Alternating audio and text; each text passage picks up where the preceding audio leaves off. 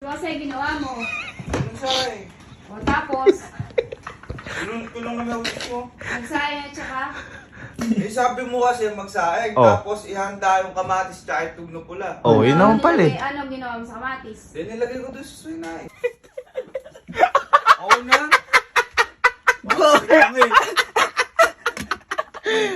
Halika, sandukin mo yung kinuha mo! Sandukin mo, pwede na yan! Sayang ka rin! Ano nga, napaka-colorful. Tanga-tanga mo kasi! Hindi mo sinabi, gusto mo palang may team yung kain mo.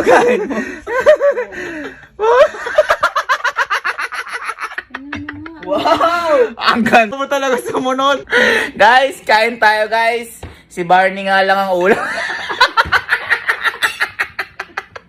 Boy, paano mo nagawa yun? Ha? Paano mo nagawa ilagay itlog na pula, ilagay? Masarap. Ha? Masarap. Alasa? Nasa itlog na pala. Boy, ngayon lang ako nakakain. Dahil pa nga boy restaurant. Oh, boy, kakaiba recipe mo na to. Recipe ng tanga to.